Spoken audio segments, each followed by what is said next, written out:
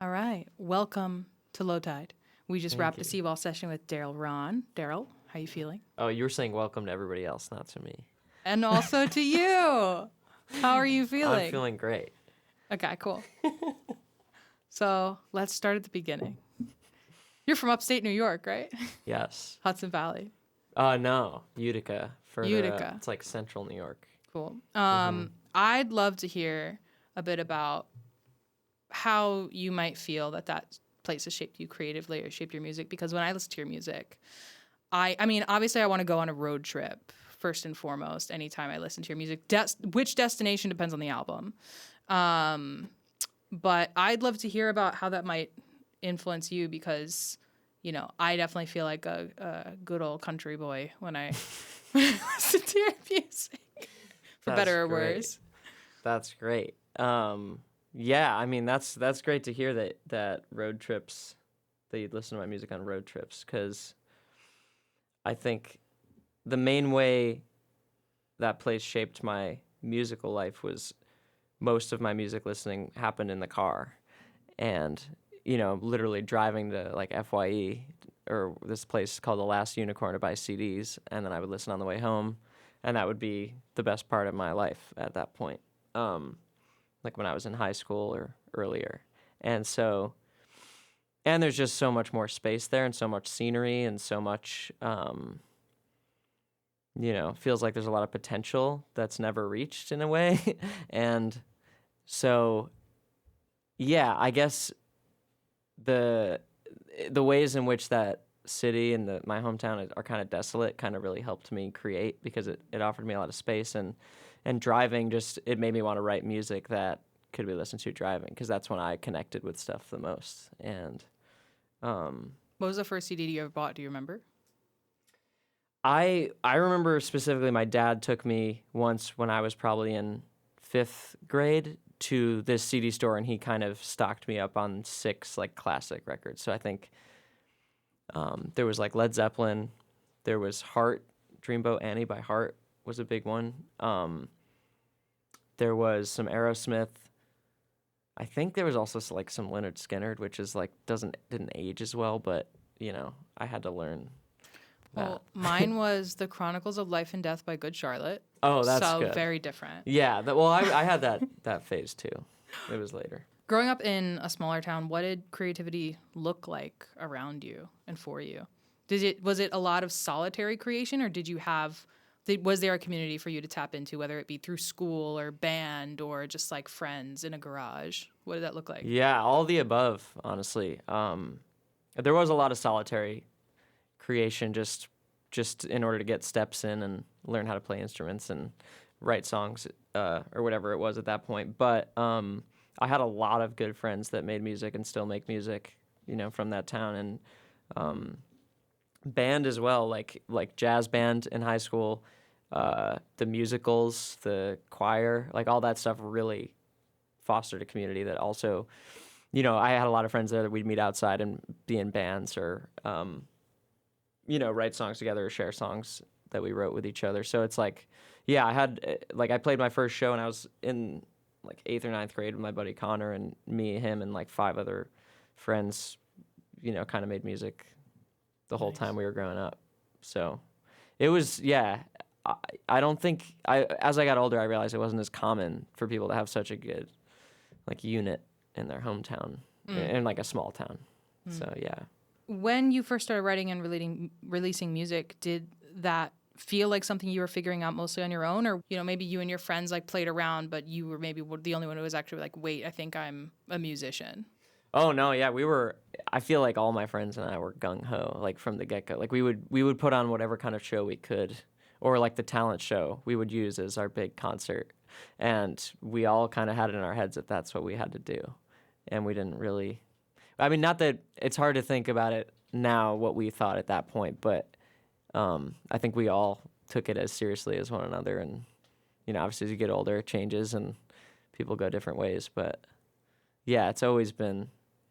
Does that answer your question? Yeah, I mean, so it sounds like you knew pretty early on, like you weren't necessarily just playing around. You were like, wait, I think I'm a musician for real. I think I'm going to do this. Yeah, it's like way before I had any right to think that, I was like, this is what I got to do. Maybe I'm not a cinematographer. Maybe I just, who's to say? So I got to say, from the outside, it feels like you've had nonstop momentum for years. You're always releasing something new, touring, collaborating. Does it feel that way from the inside too, or does it feel a little messier and less linear that it looks? Yeah, I mean, it definitely feels messy.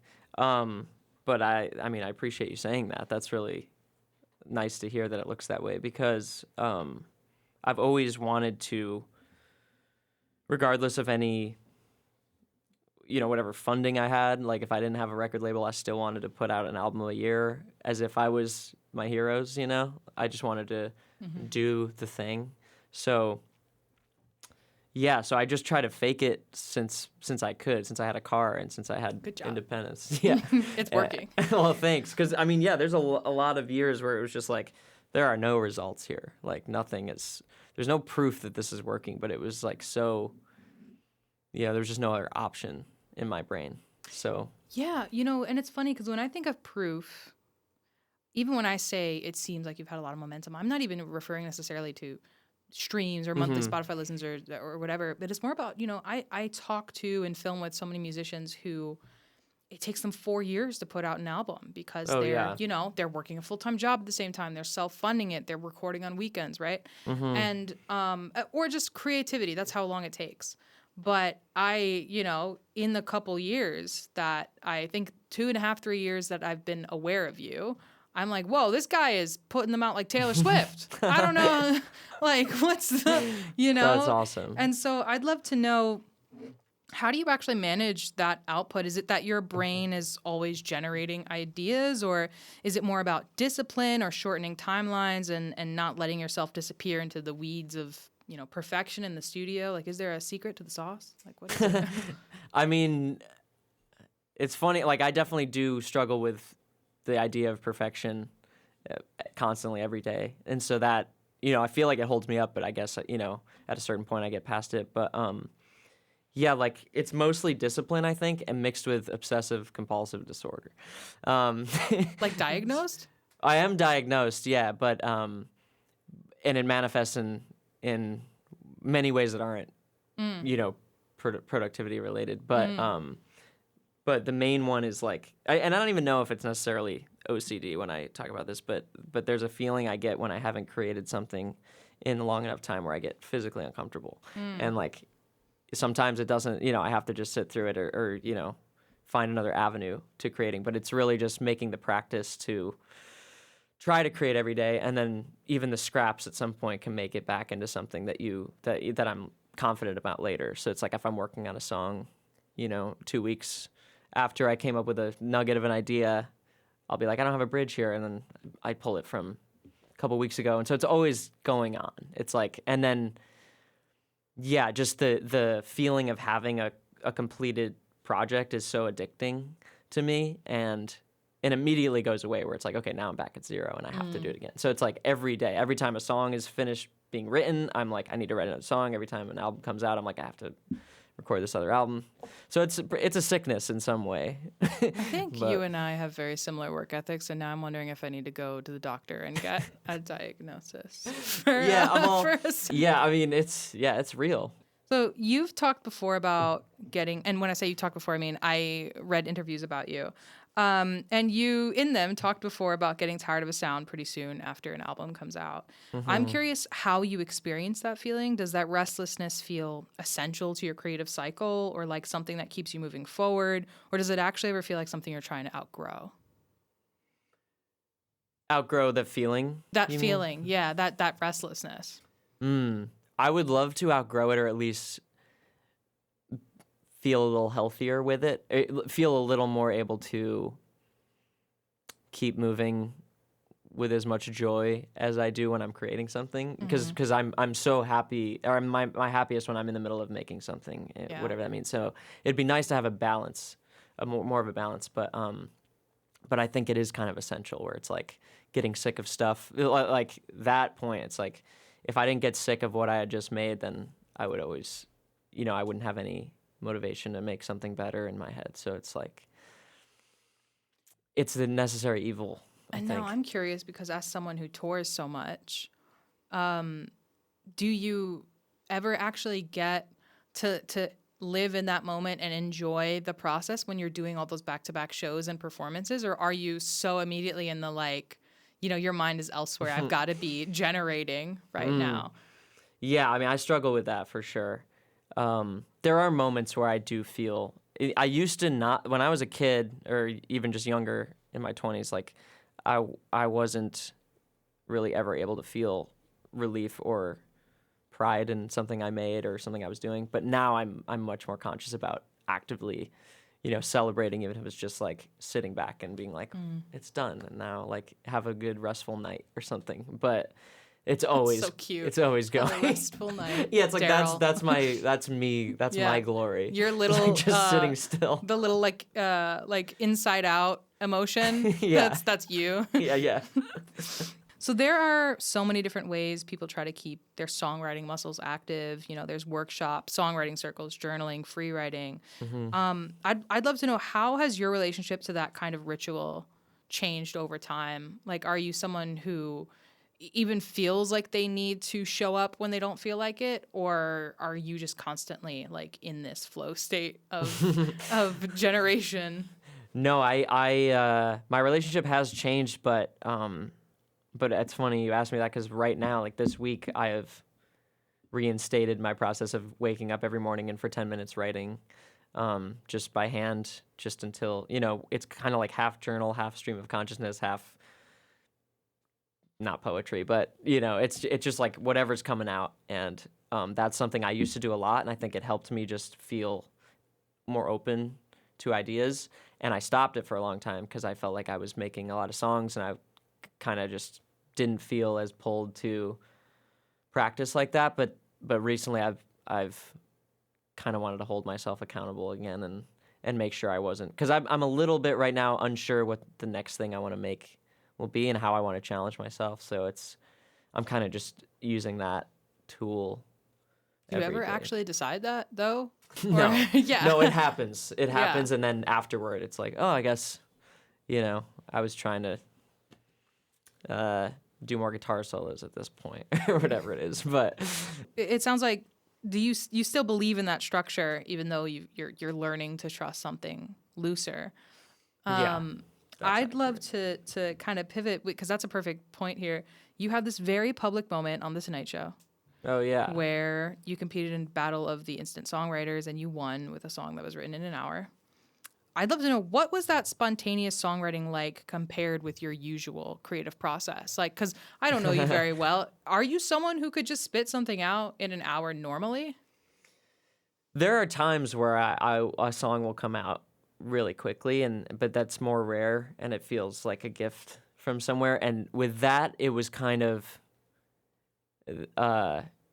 luckily it happened pretty naturally, but they do, they give you the title, so that gave me somewhere to start, which is really helpful. And when I have an idea, I'm able to work really quickly now, just because I've honed that muscle for so long. But it was mostly adrenaline, I think, that day, because I had never really experienced that kind of like walking into the TV set. Yeah.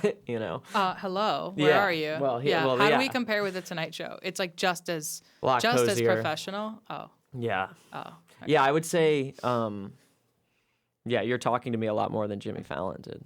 What a rude ass.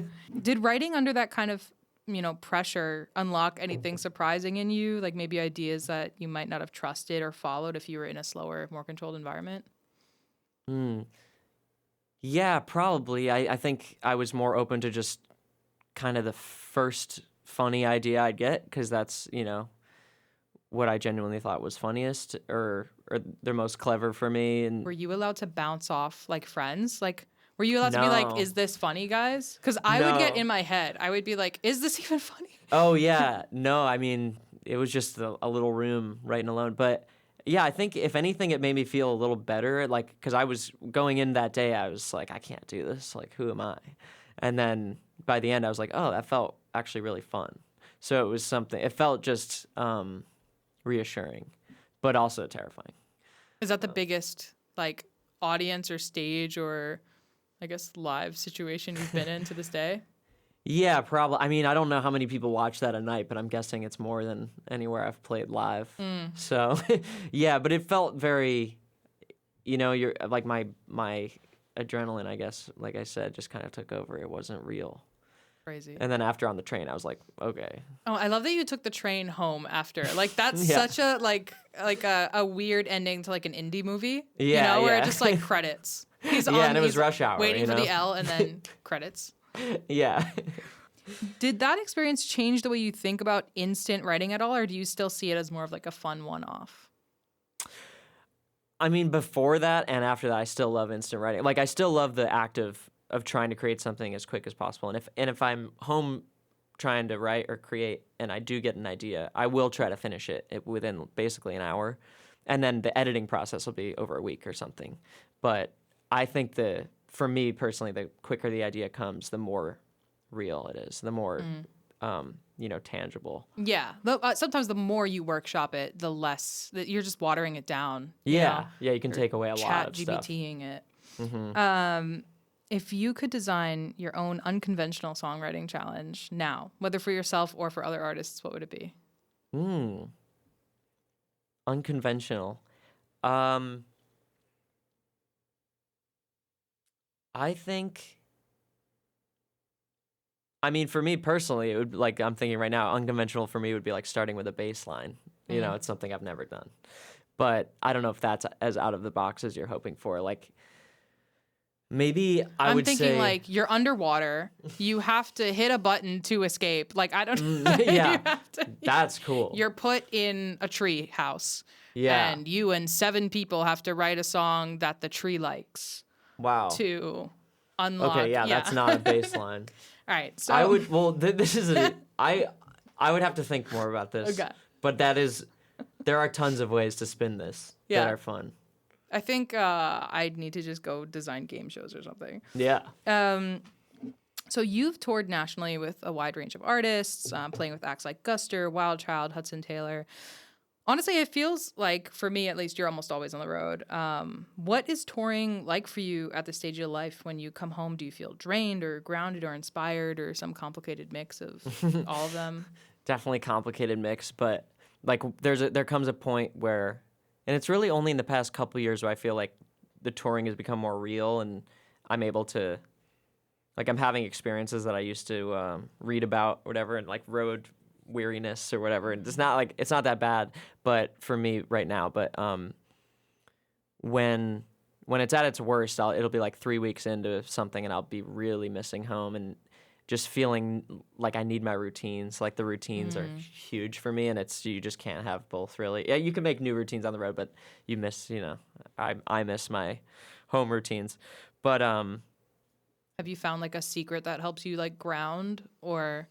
Exercise is always good. Walking or running in the place that you wake up is always helpful. Coffee, gotta get a good coffee somewhere, because that just makes me happy wherever. But yeah, I mean, getting home, it usually takes about 3 days at least to be home. Yeah. And and as soon as you get home, it's like, okay, I gotta vacuum and mop and all the stuff that just slipped to water the plants, all this stuff. And so that helps, just to be like, okay, well, I have to do these things. But then there's a few days of just like, what am I doing? Like, what am I supposed to do with this time where I'm used to being in motion or setting up or playing? So it's a lot of rewiring and trying to be okay with just being at home and being a person again. Do you find that you are, the social butterfly of tour, or at least at first, or are you like kind of immediately like, all right, I'm going to bed now, I'll see you tomorrow? Yeah, weirdly, I'm that now. It's like I feel like I have to conserve my energy so much, because I every year I learn more about my energy and how I can spend it. And like, I'll go to the bar after the show like twice a week maybe, but I have to go to bed like early. Yeah. And as soon as I can, just because sleeping is like so good. It. And waking up fresh is the best. It's the best. I don't do it, but I love it. And I wish, like, if I could do it, I would. I would do it so much. So what's the biggest lesson touring with other artists has taught you, especially when those tours might cross genres or cross audiences? Mm. I mean, I've learned a lot. Like, I've played guitar for some people, you know, not my own music at all. So it's like most recently I played with Samia, and she's, you know, I look up to her as a songwriter, but she also makes very different stuff than I do. And it's like I learn a lot about how she preps for like a performance, and kind of, I guess, how do I want to say this? Like I feel like she comes at songwriting from a very different place than I do, and it's really valuable for me to see that. And her like lyricism is really impactful to me, and so I've learned a lot from her just about performing and writing lyrics, and kind of being less on the nose with certain ideas, you know, not like hammering them to death, and like, you know, letting there be some question. So that's been big. Like I've learned routines from bands I've opened for, like the way they interact with each other and make sure they're all staying healthy and happy with each other and addressing conflict, stuff like that. Just, you know, stuff that I guess happens at home, but it's a pressure cooker out if you're touring. So it's really important to stay on top of it. But are there any fun stories or special moments that really stick with you? Just from touring? Yeah, from any act, even if it wasn't necessarily yours. Yeah, I mean, definitely. I mean, probably my favorite live music experiences yet have been opening for this guy Taylor Goldsmith, who's in the band Dawes, which I grew up, like, you know, when I was like in college, I became obsessed with that band, and then I got to open for him, and he was playing solo and I was playing solo, and it just felt like this crazy full circle moment for me, and it was like, it just really meant a lot to me, and made me really grateful for music again in a fresh way. And it was just watching him do his thing so comfortably. When I was still at a place where it's like I wasn't as comfortable as I am now, and you know, I'll probably say that in a couple years again, but it was really. I had a similar moment recently in April. Michael and I went to Chicago. I went for work, and then I was like, yo, while I'm here, like we should do a Seawall session, like while we're here. Oh yeah. And my buddy had a studio, and we pulled it together, and it was like a magical time. But in that same week, I was flown out to do the grand opening of the Harry Potter store there, where I worked directly with Tom Felton, who was Draco Malfoy. Oh yeah. And turns out he's the coolest dude in the world, and he seems cool, and he shoots on Canon. So 5 minutes in, he's like, yo, Steph, is that the new R5? And I'm like, yeah. And he's like, is that the new 24 to 1 foot, whatever? And we're talking shop, and he's like, can I like borrow your camera and shoot some shots? And then he has me like modeling for him throughout the store, and he's like firing off shots of me. And wow. I was like, well, this is crazy. But combine that with like the next day, Michael and I went to our friends at Audio Tree. I used to intern there when I was in college, and my friends still work there. Crazy flex. Well, they hit us up because our friends still work there, and they were like, yo, we're doing Under Oath today. Do you guys want to come? And I was like, Under Oath? And so I pulled up. I can't say I stay up to date on their music. Yeah. But when I was 14, man, I could have read you something about Under Oath. And definitely. So we pull up, and Michael and I mean, it slammed. We felt the drums like through 2 soundproof studios in our chest. Like, it was incredible. And the Harry Potter thing combined with Under Oath being in the Audio Tree studios, combined with us doing a session in Chicago, all of it, I just had this out of body, like full circle moment where I was like, yo, 13-year-old me right now? Yeah, that's a big loop. Would be losing their mind. 13-year-old me got flown out to Chicago to work with Tom Felton, who's now her homie, and then watched Under Oath perform live in this studio. Like, it was insane.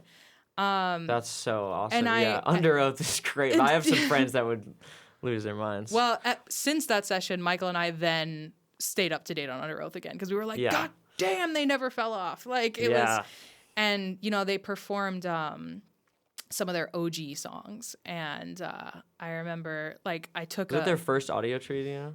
I think it was their first audio tree, Wow. yeah. And they did mostly modern music, but like they had to throw some fan hits in there. And I think they played like Boy Brushed Red, and I took a video of the monitor and I sent it to my friends who, we all listened to it when we were 13, and they were like, "What the hell? What's going on right now? Like, where are you?" And I was like, "Yeah." So had to send them behind the scenes, and they were like, "That's nuts." Anyway, this is a sick. long-winded way to say that was my full circle moment. Yeah. I think those are the best ones where you're like, oh, this all means something. This is insane. 13-year-old us Yeah. would absolutely cry. I can't wait to see what 40-year-old us's are doing. I know, yeah. It's gotten way more niche for me. Let's do a calendar invite for today in whatever year it is. We'll check back in. Yes. So do you feel like you're in that phase yet where you can see audience members who clearly know your songs and who are singing along and showing up emotionally invested, or is it just Michael? No, yeah, it's been happening a little more and more, and it's like, it's not like crazy amount of people, but it's still, any amount of people is more than it was. So it's like, really, it's still wild to just be like, you can make something in your apartment and it can reach someone and speak to them in some way. And, it happens to me every day when I'm listening to something. So Yeah. it's wild. Last year, you released an album with Rennie Conti under the band name Hut. How did that collaboration come together, and what made it feel worth stepping into a shared identity rather than keeping it under your solo name with like a featuring? Oh, yeah.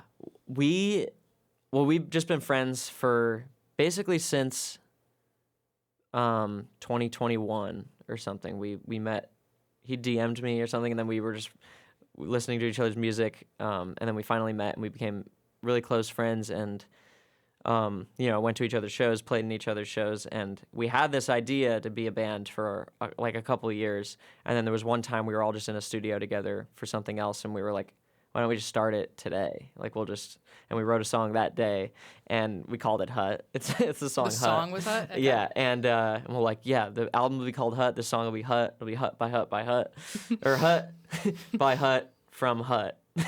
And so it was kind of like just this little fun idea, because we were like, we take ourselves kind of seriously sometimes in our solo stuff, and we run into roadblocks with that we don't really have anybody to bounce off of. And we're like, what if we just, had some of these extra songs we had, reworked them and combined, and then had just a fun project. And then, all of our friends seemed to like it more than our own projects. So we're like, oh, maybe we should do this. And, so we, got 3 other friends, Isaac being one of them.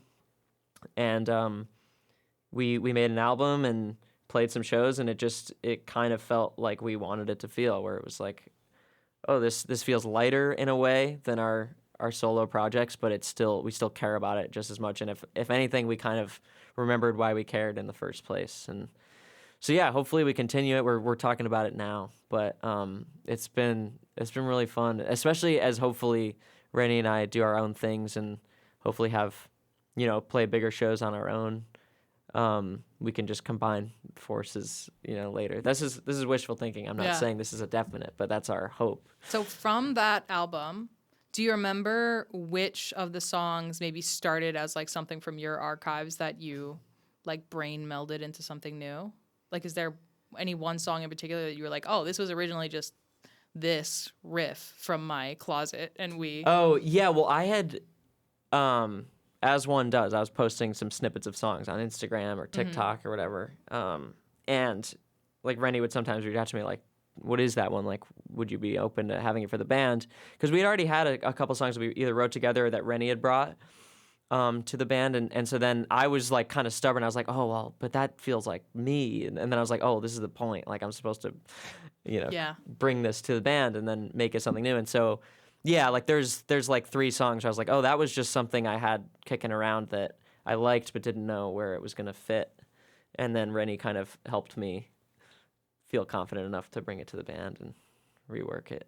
So when you performed on Seawall, you guys did Low. Yeah. You did Hooky. Mm-hmm. And what was the third one, Michael? Cold Water. Cold Water. Cold Water. Yeah. Which is your favorite of those 3? I like...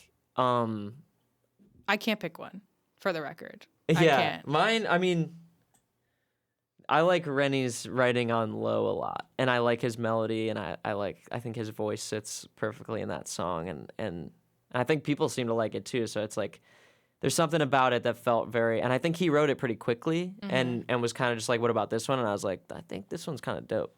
Yeah. So yeah, I think low. All three of them are like brainworms for me, Oh, cool. but I do think low hits me emotionally more. Yeah, low is it's an emotional song. It's You know, there's that moment where he gets real quiet, and every time I'm like, oh, and when he starts talking about his cat, oh god. yeah. Yeah. I think that one is a consistent favorite of mine. Yeah, Michael, what's your favorite? I don't have one. They're all good. They're all good.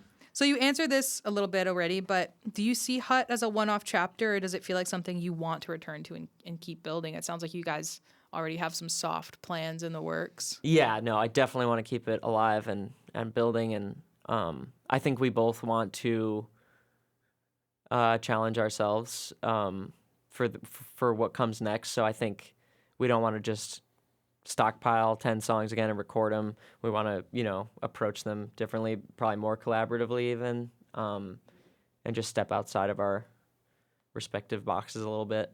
Yeah. But yeah, I think we can get it done pretty quickly once we have the songs. And for me right now, I'm personally like writing stuff, and I'm like, is this good enough for Hut? I don't know.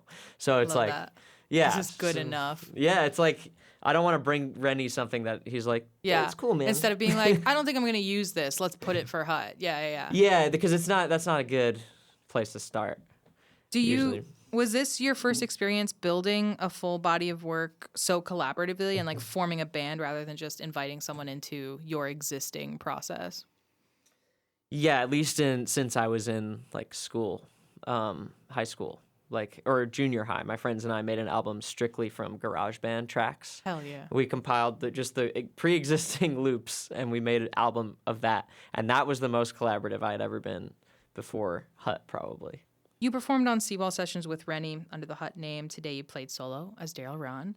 If someone watched both sessions back to back without context, what do you think they'd notice about you as an artist? Whoa.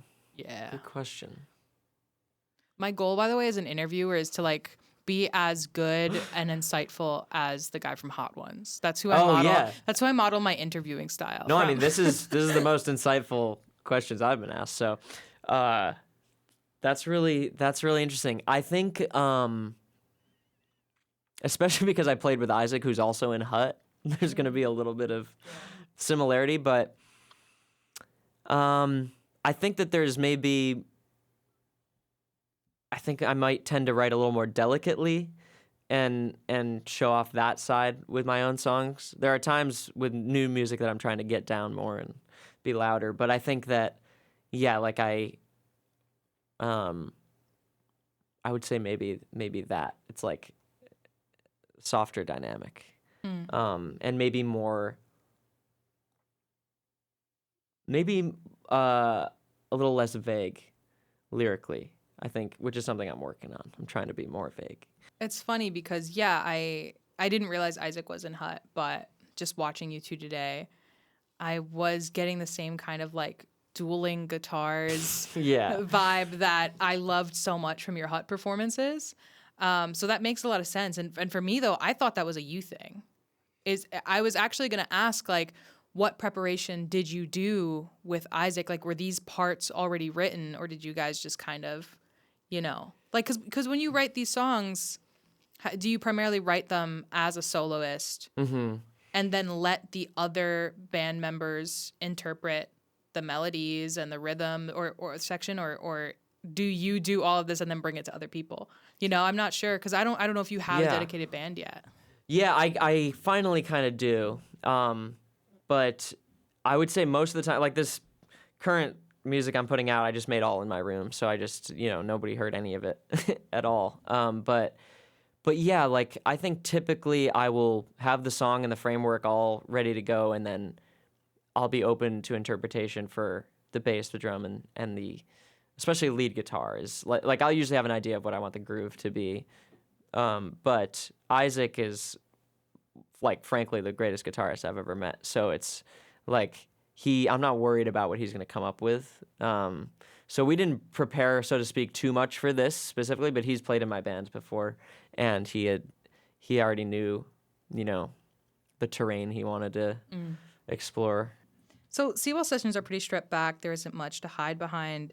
I'd love to know, does that kind of intimacy feel different for you than playing with a full band or even just one other person on stage? Yeah. Yes, in a way, for sure. I think with a band, I still... It still feels like I want to do right by them, and I want to, you listen back to videos when you're playing live, and it's like, my voice, like I was relying way too much on what was going on. I wasn't focused on my corner. So I think there's the same amount of thought that goes into both styles. But yeah, I mean, this is more intimate, I'd say. I'm smiling at Michael nodding his head in the corner when you said that. He was like, yep. And part of his whole ethos to Seawall is we don't use in-ears, we don't use monitors. You guys have to listen to each other. You have to play at a volume where you can all zone in together. You have to lock in together. And I'm watching in the background. Yeah. So if this were the first time someone ever heard your music, do you feel like a Seawall session represents you accurately? Yeah, I think you guys curate the environment that I would like to have in my own house, when I'm playing. Well, I'll walk you through it. It took 4.5 months, but I'll walk you through it. No, I mean, it's great. It's it's dead. It's I can, I can hear everything I'm doing. It all sounds nice. It all looks nice. So it's I would hope that this, and my music, I think, probably works best in a living room type setting. So that's so funny because my next question for you was, Darryl, what's the best way for someone to meet your music right now? Is it headphones, a live room, alone, with other people at a party, with other people in a living room? What do you think is the best, experience for this stage of your music? I think I'm probably just saying this because this is how I find my music now, but cooking, while cooking and leaving, music shuffling and letting the radio do its thing sometimes. That could be, I would hope that maybe if they heard something, it would strike them like that happens to me every week in some way.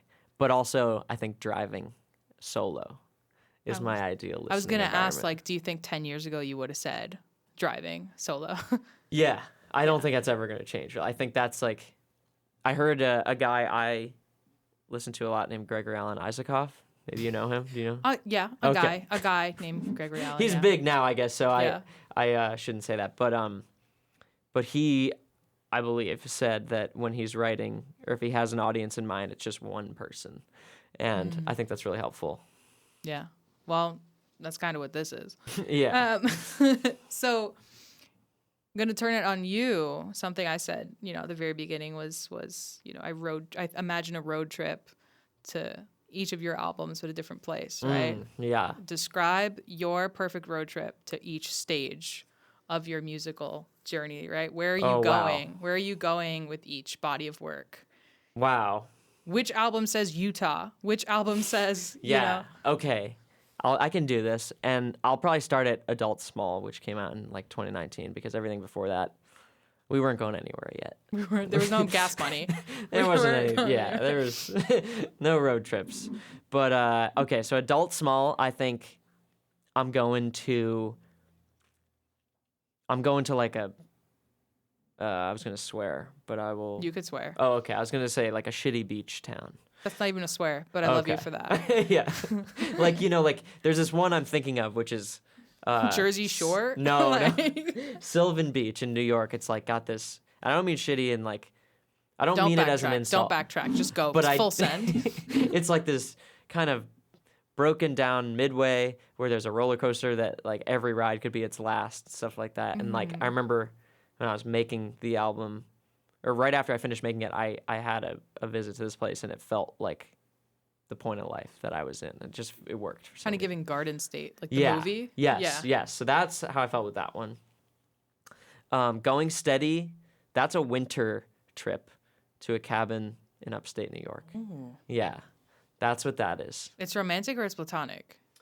It's romantic, yeah. Okay. And I don't know if by the end if it's romantic Oh. because of the lyrics, but yeah, I think it's romantic. Oh, it's your last romantic road trip as a couple. Yeah, or your like first one that you think is awesome, and maybe maybe your guys aren't And you hook actually a up, but match. by the end, you're like, Yeah. that's going to be the last time. Yeah, but it's epic when it starts, so that's good. I actually have lived that album. Great. So go on.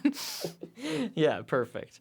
The Mend, that's like, I don't mess with that album as much anymore. So I'm gonna say that's going to Jersey Shore. That's going to Jersey Shore. Yeah. Even though, no shade. But that one, and I think maybe later in my life I'll come back to that album, or at least parts of it, and remember why I made it. But I made it. It wasn't my best. And then, what else? Oh, Dusk. That one I can see going to like Montana. I've never even been to Montana, but that's where I'd like to see it going. And then this next one is a midnight road trip to the gas station to get snacks. Tell me more about that. Yeah. That's just how it feels to me. It feels like it's winter also. It feels like you're in the winter. Somebody else is driving and you might be a little stoned. And you just heard that it's a blizzard coming. And You just you're heard like, this blizzard shit, coming. There's no snacks at home. You're like, we have no ice cream sandwiches at home, or Gatorade, or your nachos, or the stuff to make nachos. Yeah. So yeah, that's this next one. And then after that one's like to a cave or something. We'll get into that later. I need to hear more about that. Michael and I have been trying to get to a cave for years. I need to, offline, I would tell you the story about we tried to shoot a video in a cave. And That's gotta be hard. The worst experience of my life. Yeah, make the descent too. It was the worst. It was the worst experience of my life. Darryl, that's all I've got for you today. I'm not gonna lie, that was a beautiful ending. Great. Thank you for being here, and thank you for spending time with us. And anyone who's watching, if you want to hear more from him, his performances are up on the Seawall Sessions YouTube, and we'll have links to all his socials so you can stay in the loop on shows and new music. And thanks for listening. Thanks for joining, Darryl. Thank you so much for having me. This is my. Great to see you. It's lovely. Yeah. All right. Well, I never know how to close these things. I don't. So I just wave everywhere guys. frantically until Michael cuts the audio. Yeah. Yeah. Thank you.